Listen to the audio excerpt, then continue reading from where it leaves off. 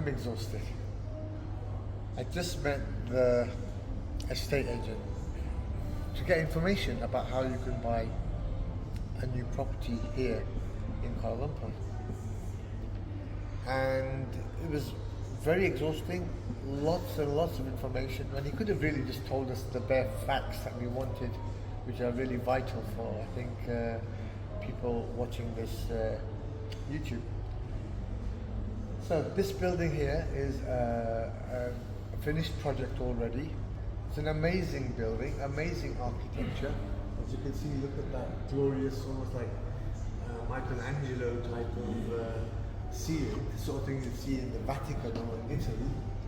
And amazing chandeliers, so really very glorified, amazing. And they decided to tell us about a brand new project which they're working on in an amazing area. Let's just get up and take a look at the project. Explain so this is a mock-up of a brand new project we're working on, which is going to take about 3 years to complete. And it's an amazing building, absolutely. It's already started. I think they've got to about the first or second floor. I think they're about here now. They're starting on the resident. When's it expected to be complete by? It's going to be, they said 2026. 2026. 2026 is going to be ready, this building. So, it's in a prime location called Mont Kiara, okay? And this is the area we're looking at. The red blob over here is exactly where the building is going to be. This section over here is fully commercial areas, okay? Let's take a look at an expanded view of that below here. And this is the commercial area over here. The commercial area over here, this front end over here, got 4 of the major banks. I think we talked about the CIMB Bank, we talked about the May Bank, and then Public I think bank. there was a Am Bank, and then finally there's Public Bank. So 4 banks over here, and all of these are shopping, shops and everything here. So full retail sector across here. So it's going to be really right bang next to a retail sector, shopping complex and everything. So this is all going to be. What do people say about this area called Mont Kiara? What's it known for? It's a very affluent area. All the affluent Malaysians live here. The expats live over here.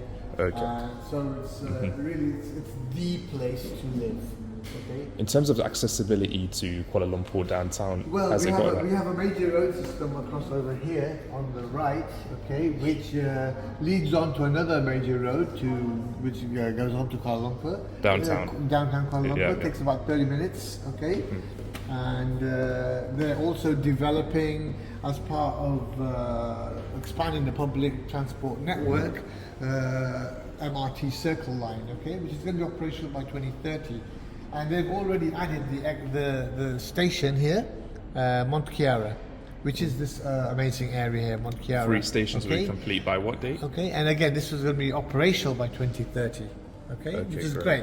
How long does it take to get to downtown from here? Around 30 minutes, right? I think around 30 minutes. Okay. It would take, yeah? But that's by train and bus. There's a bus stop directly opposite the building. Yes, there is a bus stop which is directly opposite the front of this building, okay? And that bus stop's going to take you to some other major hub, like maybe like KL Central, Sure. okay? And where you can then continue your journey. Yeah, great. Let's take a look at what a shell apartment may look like. Follow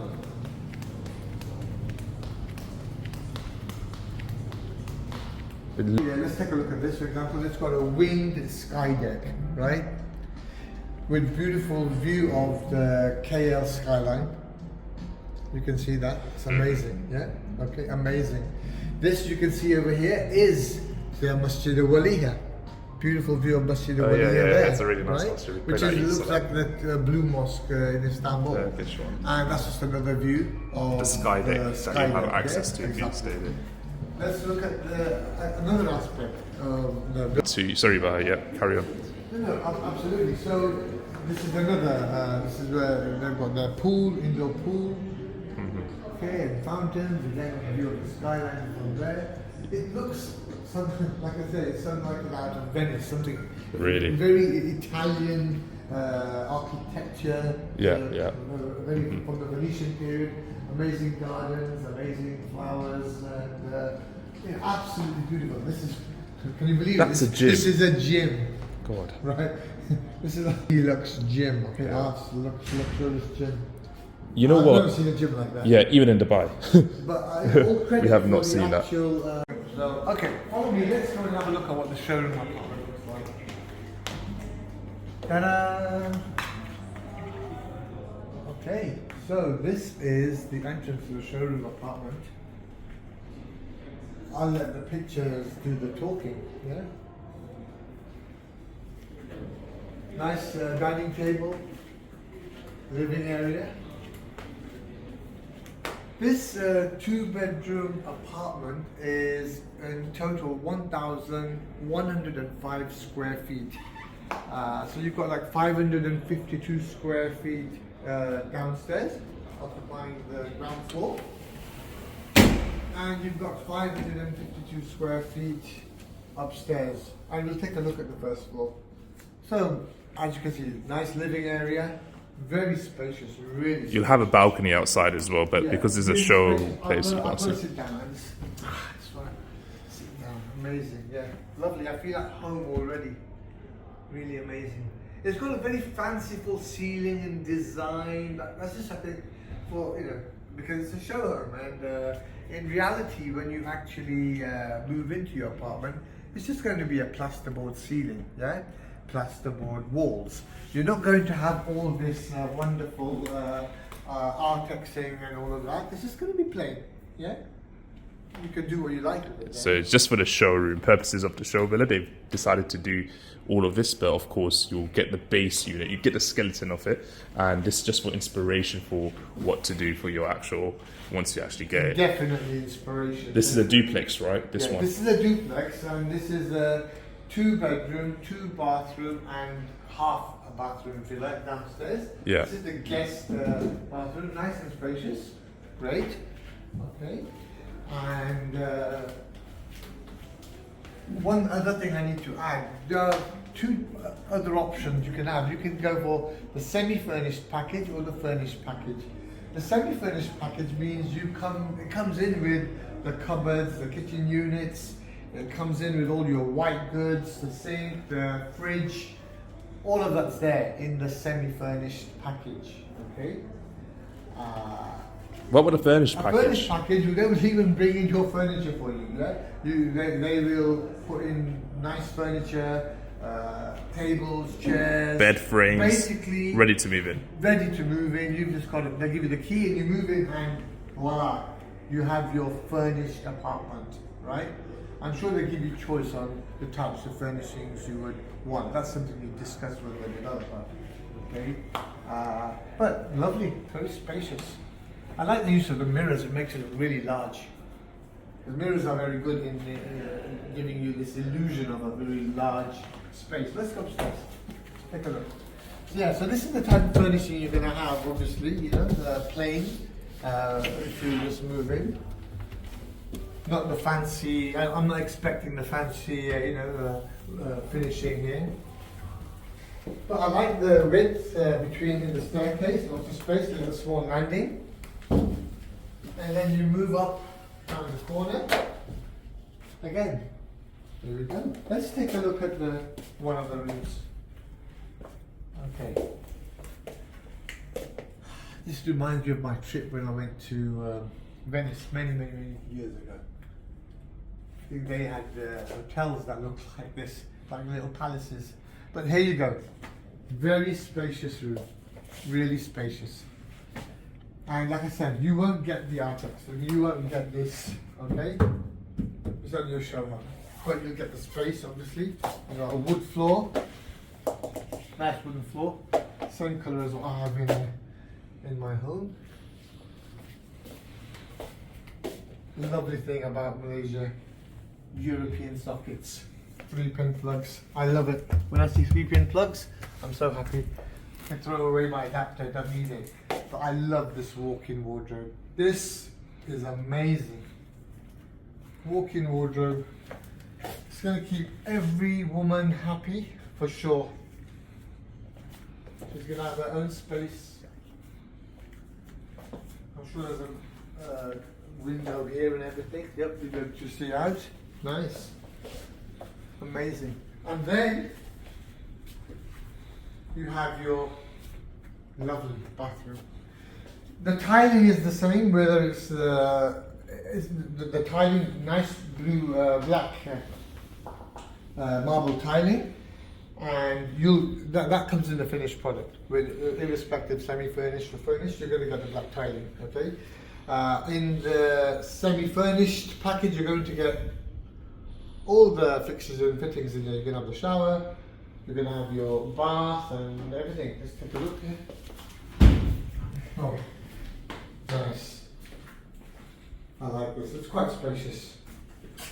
Look, even I fit into here, so it's definitely spacious. If I could fit into there. It's built well. Lovely, and I love these glass doors. I love the full glass fixtures and fittings. Amazing, nice, and a nice build quality. Beautiful. Okay. Yep. Amazing. I love the walk-in wardrobe. It'd be fair to say to class this as the master bedroom, for sure. Let's move on. So from this landing, we move into the next bedroom, which has its ensuite, but also, I'm sure as if you went in for the furnished package, you would be able to get this lovely glass cupboard. And plus it gives you ideas of how you might want to furnish your room. That's what I love about show homes. You get an idea of how you might want to furnish your bedrooms, the type of furniture you'd like to create, the look you want. Again, none of this will be here, okay? It's just for the show home purpose, yeah? None of the artexing. Great, let's take a look. And you've got your ensuite.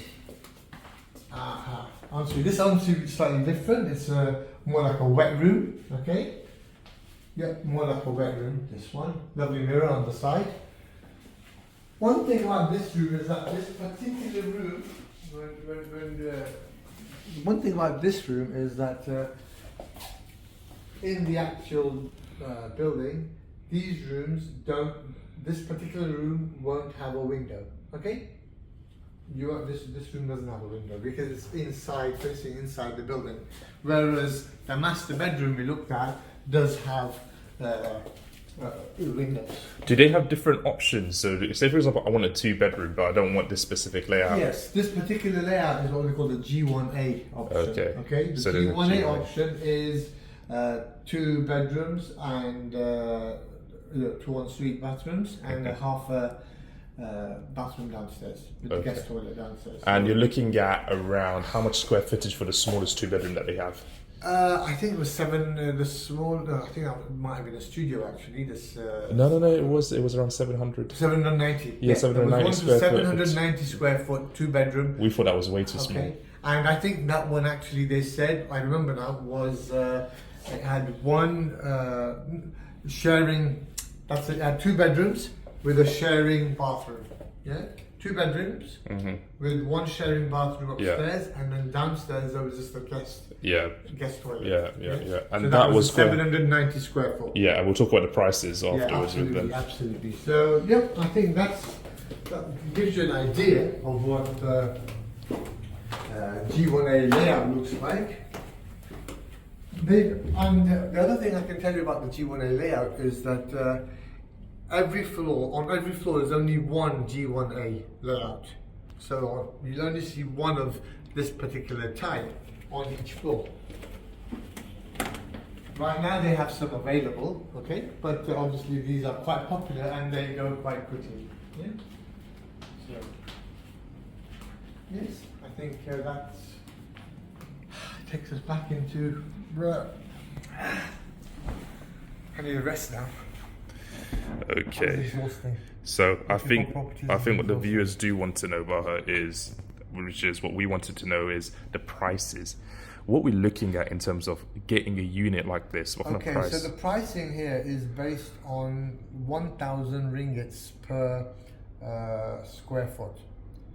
So 1,105 square foot property, you multiply it by 1,000, okay, and that will give you the total price in ringgits. Okay, so we're looking just above a million, yeah, Okay. 1,100,000, A yeah? million ringgits, okay. Approximately, just over Depending on about what- 1.2 million ringgits. I remember the smaller unit, which was still 2 bedroom, that was 800, that one that you said it's 800 square footage. Yeah, that one was around 800,000, right?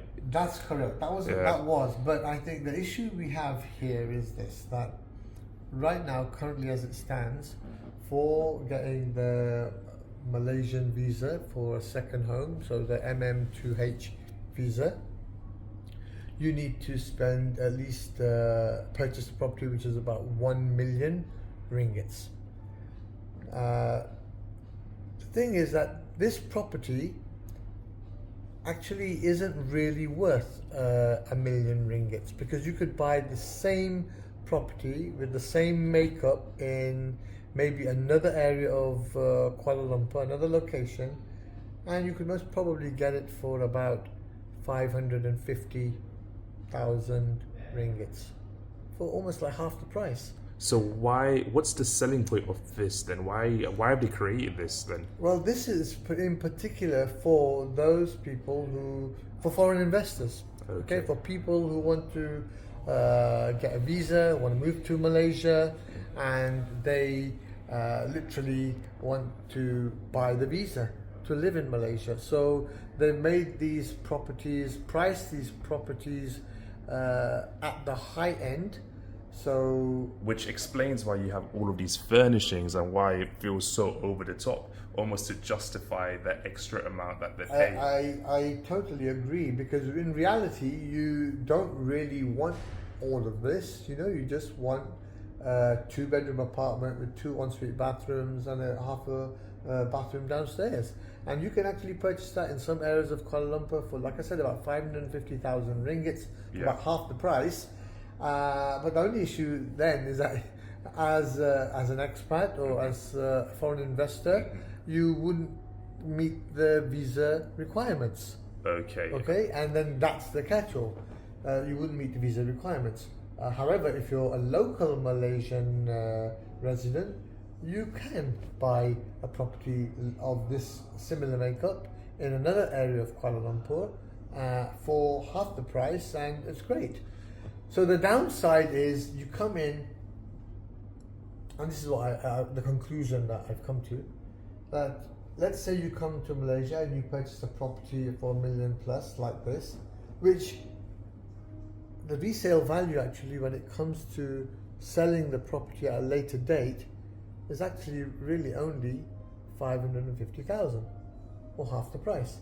So who's going to buy your property off you for 1 million, unless it's another expat or foreign investor? And that's subject to it what if it changes? The visa requirements And might what if the change. visa requirements change later on? So there are a lot of unanswered questions in that respect. But from the information we've gathered so far, it's aimed at foreign investments, people who want to get a visa for Malaysia to live in the most beautiful country. Okay. But what would your exit plan be? What if you had an emergency situation and you needed to leave? You're going to be stuck with a property which you purchased at 1.2 million, and really no normal Malaysian resident's going to purchase the property from you because it's beyond their reach. You're going to have to wait for another expat buyer. And we were told that the visa restrictions, the visa that they were going to, the updates that they're going to be doing in the next 3 to 6 months might mean it's more accessible for foreign investment.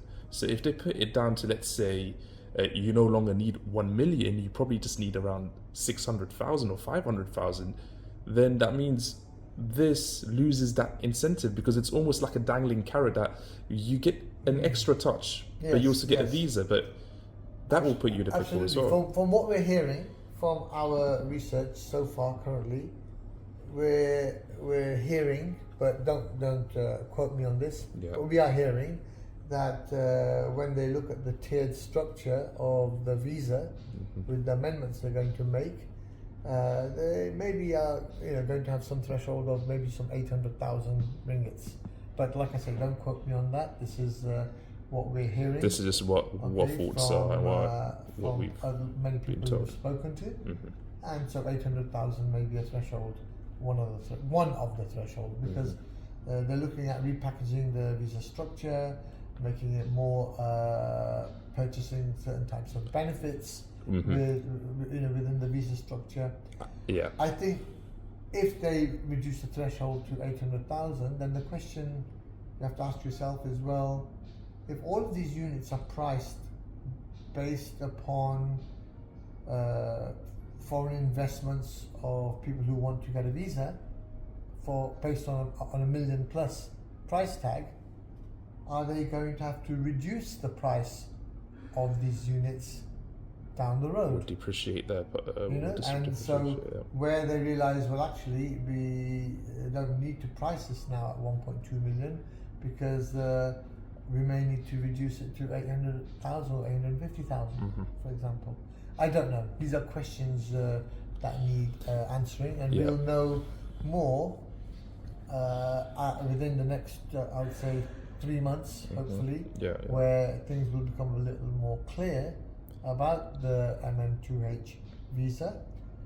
They did say there's some. They did say that they're working on opportunities to make it accessible for foreign investment, even if that means for you to purchase the property, even if it's below the threshold of the visa, but you can use the company's name instead. Now, I've been told this by numerous people that are working in real estate here, that what you can potentially do, and some buildings and companies offer it, is that they will assign it under their name, and which means technically you're exempt. You can purchase the property. It's just through the company, but again, that has its own set of rulings that we are yet to find out, and that is something that we've just been told. But again, do you really want to be putting all that investment into a company, still not own the property, because technically it's not yours legally then, isn't it? So that's a whole nother big I think that requires more research and maybe more legal implications with regards to using that type of mechanism to purchase a property. That's something else that would need to be looked at. So what do you think is the best move for a lot of Brits in the UK, or even Canadians that want to make that big move to Malaysia but just are thinking about when and how? What do you think? Well, my view would be the first thing to do would be to first come to Kuala Lumpur and rent an Airbnb or any apartment for a month to 3 months, get an idea of what it's like to rent a property here, and view different areas, different locations in Kuala Lumpur and also the outskirts of Kuala Lumpur,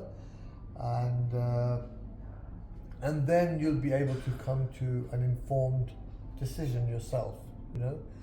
Whilst you're here, you'll be able to explore the amazing country of Malaysia. It's absolutely beautiful and great for the children. The children will love it.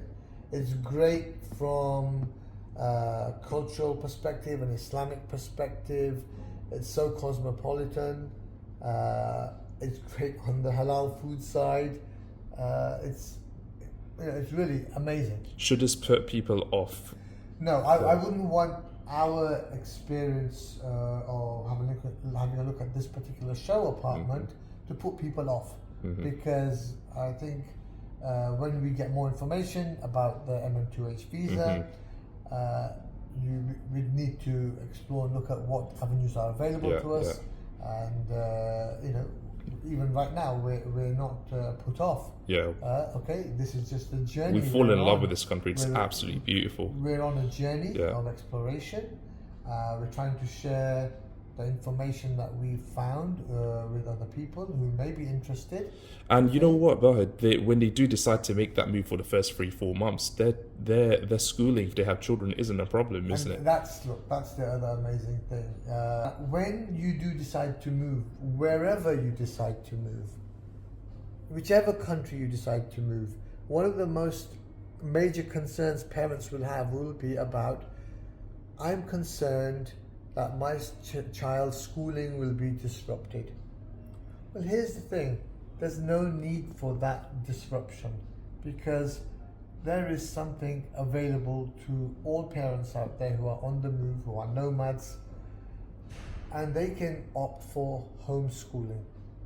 And homeschooling with UK qualified teachers, following a UK curriculum, following the latest trends in education, educational technology. It's available. Fortunately, we tend to make excuses for ourselves, saying, oh, the children's education, oh, we're stuck, oh, we can't move. But the thing is, the beautiful thing about homeschooling is that you can actually explore, see these places, whether it's 3 months, 2 months, 6 months, and not worry about your children, because your children can receive that education wherever they are. And that's the journey that we're currently on, and that's what we are trying to share with you all as well. So that was just an added note to the parents as well, important. To link it back to what we're doing. I think it's important that parents realize that education doesn't just take place in a fixed environment in school. Education requires you to gain broad knowledge, requires you to travel the world, and enjoy different experiences, and kids learn so much when they travel. They have so many opportunities to learn. And for example, in Malaysia, there is so much nature around us. So much science around us. So much physics around us. So much social studies around us. So much geography around us. The islands that we've been to, the jungles. Absolutely amazing. Landscapes that we've seen. History around us, I could speak about it forever, but you really would need to just dive in and take yourself on a short holiday, short break, and I guarantee you will fall in love with Malaysia. That's a nice ceiling, isn't it, Bah? Amazing.